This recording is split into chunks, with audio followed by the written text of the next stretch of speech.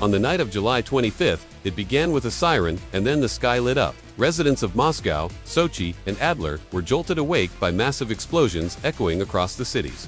For hours, the sound of emergency sirens, anti-aircraft fire, and panic filled the air. But this wasn't just another drone scare. This time, something had changed. This time, the strikes had come closer than ever to the heart of Russian power. In Sochi, a major oil depot burst into flames. In Moscow, airports went into lockdown. But the most shocking development? A wave of explosions rocked the Roskino district barely 2 kilometers from President Vladimir Putin's summer residence. Russian officials denied any direct hits, but satellite imagery and eyewitness accounts suggested otherwise. The message was clear: no place is off limits anymore. Ukraine hasn't officially claimed responsibility, but analysts aren't hesitating. The strikes hit multiple high-value targets within a span of minutes: oil terminals, railway junctions, military storage sites. This was coordinated and precise. What's more, Russian air defenses appeared overwhelmed. At least 12 drones were either missed, misidentified, or allowed through entirely. Even the famed S-400 systems didn't stop the chaos. Across Russia's southern coast, chaos unfolded. In Sochi, vacationers fled hotels, hiding in underground parking lots. In Adler, trains were halted and warehouses burned uncontrollably. Meanwhile, in the skies above Armavir, a Russian fighter jet was seen spiraling down, reportedly hit mid-air by unknown fire or suffering a systems failure under pressure. Either way, Russia lost a frontline aircraft without warning. But it wasn't just the south under siege. Explosions were reported as far as the Ural region, hundreds of miles from the front lines. Fuel depots, airfields, and electrical substations were targeted, telegram channels flooded with videos of fireballs lighting up the night, and air raid sirens wailing deep inside Russian territory. The response from the Kremlin was swift but shaky. Airspace was closed over 5 major airports. Oil exports from southern ports were halted, and the FSB began raiding ships believed to be transporting fuel westward. Clearly, Russia was spooked. Military analysts were quick to weigh in.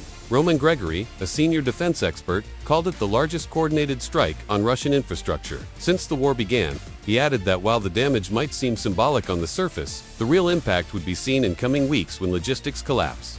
Troop resupply slows and fuel shortages ripple across Russian forces in Ukraine. It's not just a military disruption. This was a psychological blow, a message to Moscow's elite that the war is no longer something distant and contained. The front line is coming home. So, was Putin's residence the true target or just nearby? Was the downed jet an accident or the result of Ukrainian air tactics evolving fast? And what does this mean for Russia's next move? The explosions near Putin's residence weren't just a military incident, they marked a psychological turning point in this war. Until now, most of the damage, the bloodshed, and the anxiety were felt inside Ukraine. But after the coordinated July 25th drone strikes, it's now Russia's heartland that's starting to feel the heat. And that changes everything. Let's break this down. First, the location.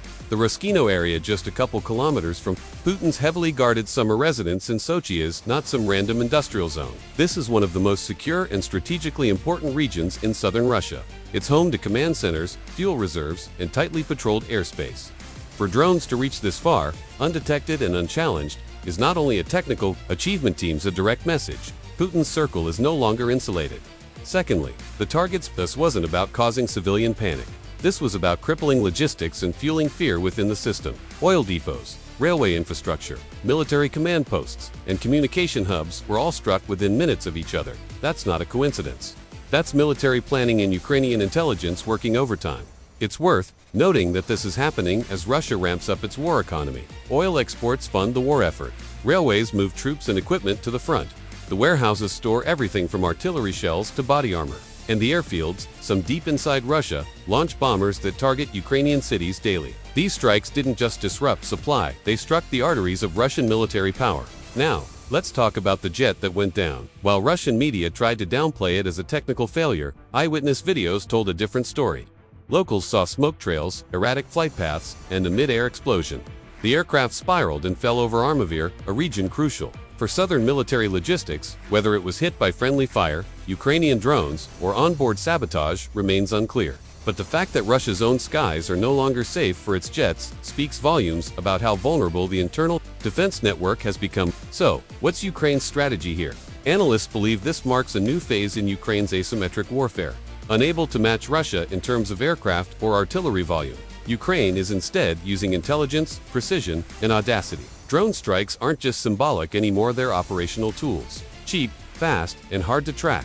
They can fly low, swarm radars, and strike deep inside enemy territory. And they're being launched from closer than ever before, possibly even within Russia, by resistance networks or special units. This escalation serves multiple purposes. It distracts Russian defenses, forces them to reposition anti-air systems away from the front lines, and spreads fear among Russia's population. Suddenly, it's not just Ukrainians who hear sirens at night, it's Russians too. The war is no longer over there. The psychological toll is immense. For over 2 years, Moscow projected confidence. The propaganda machine kept citizens convinced that the special military operation was distant and under control. But now, that illusion is cracking. Explosions near Putin's home, burning oil depots in tourist cities like Sochi, that's not control. That's vulnerability. And Russians are beginning to notice. The Kremlin's response reflects this nervousness. In the immediate aftermath, several things happened. 1. Airspace closures over multiple cities, including Moscow, Sochi, and Krasnodar. Civilian flights were delayed or rerouted.